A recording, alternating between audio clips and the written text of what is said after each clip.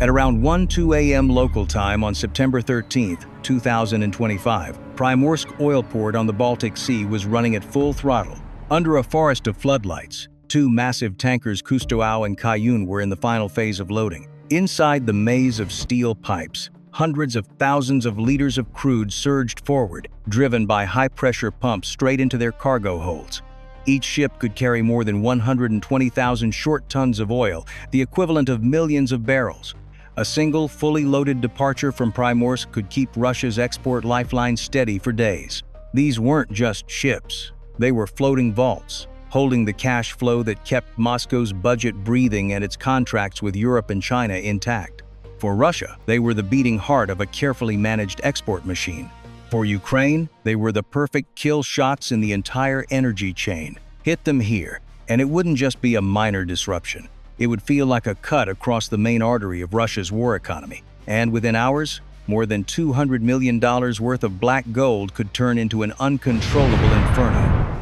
The countdown had already started. Moscow just didn't know it yet. By 1:18 a.m., at a covert launch site in northern Ukraine, the first Lyut-96 UAV howled off its rail and vanished into the darkness. 10 seconds later, another followed, then another, and another. Within 7 minutes, over 40 drones were in the air, climbing into their pre-assigned corridors like a pack of trained suicide hounds unleashed on command. Each Lyut carried almost 65 pounds of PBX-12, a thermoplastic high-performance explosive with strong penetration, every warhead already digitally married to a single objective, Primorsk oil port. But they didn't just fly in a straight line and hope for the best. The swarm split into 3 axes, forming a tactical pincer meant to confuse radars and stretch Russia's air defense response to breaking point. Center axis. About 20 UAVs hugged the rail corridor via Belgorod-Voronezh, staying below 656 feet, slipping underneath the coverage of low-lying ground radars. Eastern axis. 10 UAVs threaded their way via Tambov-Ryazan, skirting around belts of S-400 and Pantsir S-1 batteries near Tula, one of the most heavily protected no-fly zones feeding into Moscow. Western axis. Another 10 drones ghosted along the Belarus border, using deep forests and terrain masking to avoid wide-area Podsolnuk and Nebo-M radars. At the core of their movement was Skynote S, a low-level AI control platform that fused computer vision, high-resolution infrared cameras, and real-time digital terrain mapping. If Russian jammers cut GPS, Skynote simply switched modes. The Lyuts fell back on inertial navigation and image matching, comparing live camera feeds to preloaded terrain maps. Power lines, transmission towers, forest edges, drainage channels. Everything on the ground became a navigation waypoint. No radio chatter, no live piloting, no control signals to intercept. To Russian electronic warfare teams, there was almost nothing to jam. And that's why Lyut-96 had earned its reputation in Russia as something close to a nightmare weapon. The drones were coming, but the real trick was still hidden above them. By 3:38 a.m., as the swarm approached the URV zone, roughly 140 miles from the Leningrad border, Ukraine played its hidden card. From a control site near Kharkiv, operators retasked a low Earth orbit reconnaissance satellite. This wasn't just a spy camera. The platform had been modified with a false reflection module, designed specifically to confuse radar chains. Its single job: temporarily blind the relay radar line along the Smolensk-Novgorod belt, the early warning backbone of northwest Russia, responsible for detecting threats from Belarus, Ukraine, or the Baltic. For the next 7 minutes, Russian systems like Podsolnuk, Gamma-DE, and even Nebo-M were hammered with dozens of fake returns, an electronic cloud moving in parallel with the real operation. Screens filled with red contacts that meant nothing. Operators stared at the clutter, trying to sort ghosts from real targets. While they did, 40 genuine Lyut drones slid silently below, staying low, threading through valleys and forest lines, heading straight toward a single point on the map, Primorsk. On the radar scopes, chaos reigned, but the real danger still hadn't appeared. By roughly 3:58 a.m., after nearly 3 hours of terrain-hugging flight, the main UAV formation reached the approaches to the Gulf of Finland, now less than 95 miles from Primorsk.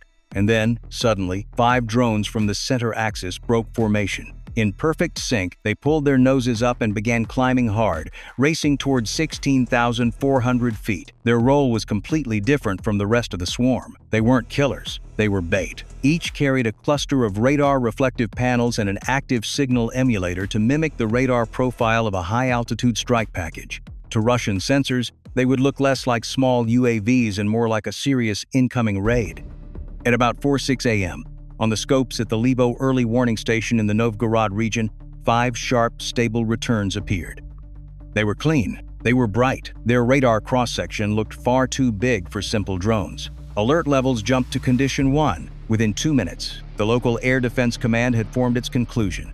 Slow-moving, relatively low-altitude intruders, but with unusually high radar signatures, likely reconnaissance, UAVs, or small aircraft, and fully eligible for engagement. The firing order came almost instantly. 2 Pantsir S-1 batteries near Yaroslavl launched.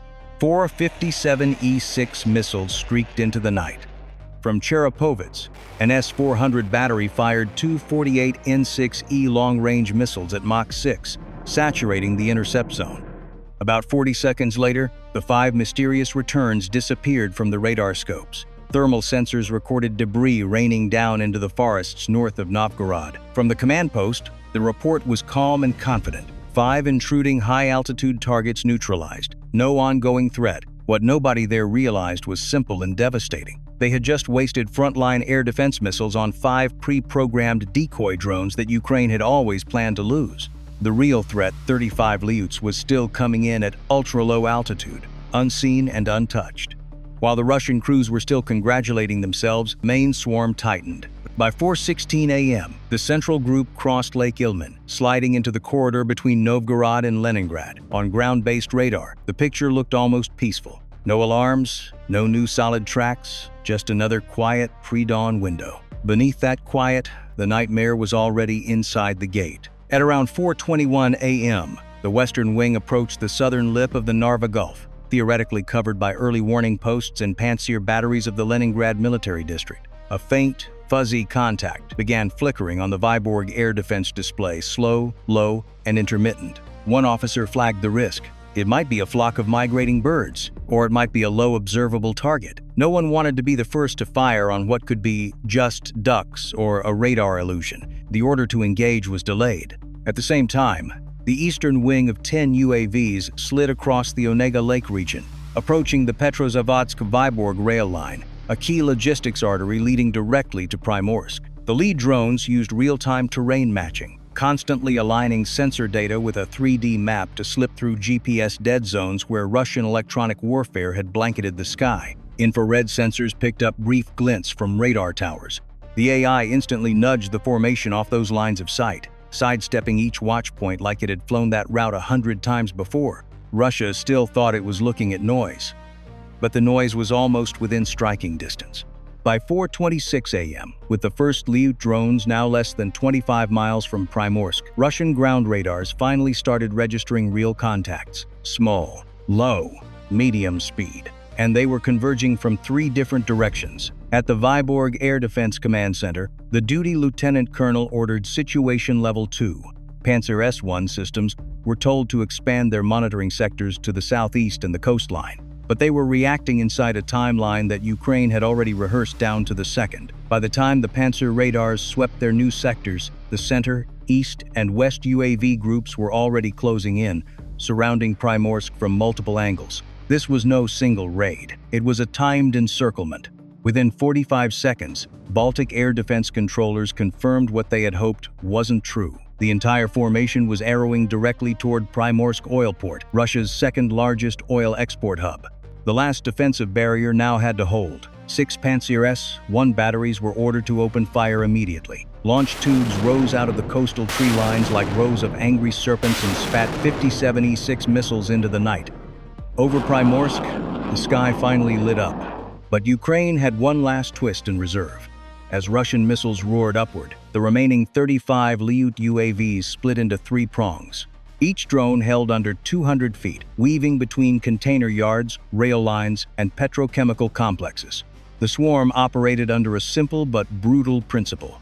Every UAV was an independent hunter, but also part of a single coordinated organism. Through Skynode S, they constantly shared flight data, adjusted bank angles based on the leader ahead, and dodged threats with synchronized course changes. Then Russia's last line finally started connecting.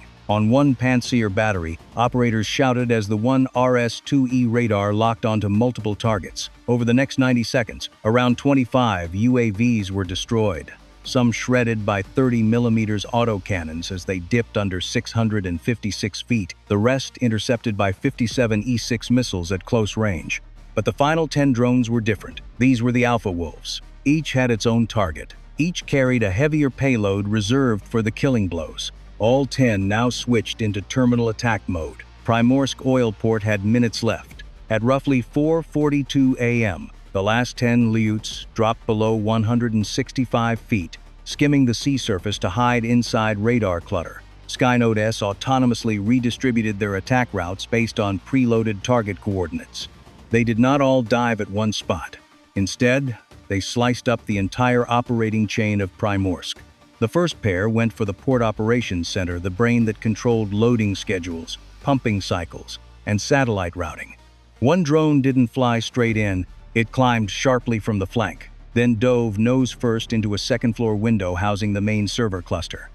The explosion ripped through the control room and cut Primorsk's brainstem in one strike. As flames poured from the upper levels, 2 more UAVs punched toward the tanker Kustoau at the southern pier. The first slammed into the engine room, knocking out power and freezing the pump systems mid-transfer. The second came in from starboard, smashing into the main intake pipe and triggering a secondary detonation. Unpumped crude sprayed across the pier and ignited in less than 6 seconds. By about 4:43 and 12 seconds, another 2 drones locked onto the tanker Kaloon, an Aframax-class vessel just finishing its connection to the intake line. One Lyut tore into the intake valve control room. The other drilled into the forward operations cabin. A column of fire nearly 100 feet high erupted from the deck, turning Kayun into a vertical blowtorch over the Baltic night. As flames spread along the quay, 3 more UAVs streaked toward Pump Station 02, the node that regulated more than 35% of Primorsk's total throughput. The first destroyed the main pressure compression array. The second plunged through the roof into the flow control regulator. The third smashed into the input signal receiver. In 0.8 seconds, pressure across the pipeline network surged past safe limits. A thunderous blast blew the roof off the pumping station. Black smoke, intense heat, and twisted metal clawed upward into the sky. In roughly 2 minutes, the last 10 drones had hit every vital organ of Primorsk. 2 fully loaded supertankers, each over 120,000 short tons, were burning. The central pumping station was gone.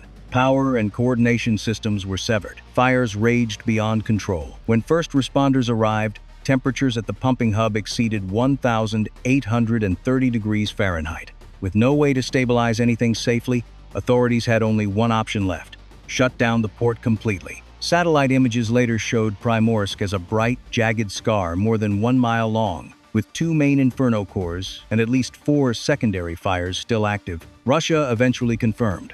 At least 2 tankers destroyed. The primary offshore loading line halted. Internal power grids damaged. Exports from Primorsk disrupted for several days. Under the shock of the attack, every tanker in the Gulf was ordered to pull back, triggering cascading delays across the logistics chain. The global oil market flickered on the news, a small but unmistakable tremor that proved Primorsk wasn't just steel and concrete. It was a financial and political linchpin. On the morning of September 17th, Russia's Ministry of Defense finally admitted what OSINT channels had already pieced together. Northwest air defenses had intercepted a long-range UAV raid near Primorsk. Officially, most targets had been neutralized. No mention of burning tankers, crippled pumps, or a port offline. But within hours, international OSINT groups, including Geo-confirmed, had geolocated the strike zone through nighttime satellite imagery, thermal signatures, and telegram videos. Western analysts reached the same verdict. This was not a lucky hit. It was a breakthrough in range and precision for Ukraine's UAV arm, a textbook demonstration of modern drone warfare. Swarm division, electronic jamming, deception with decoys, and simultaneous multi-vector strikes, the very same playbook Ukraine had already used against S-400 radars at Jankoy and Sevastopol, now scaled up against one of Russia's most critical oil ports.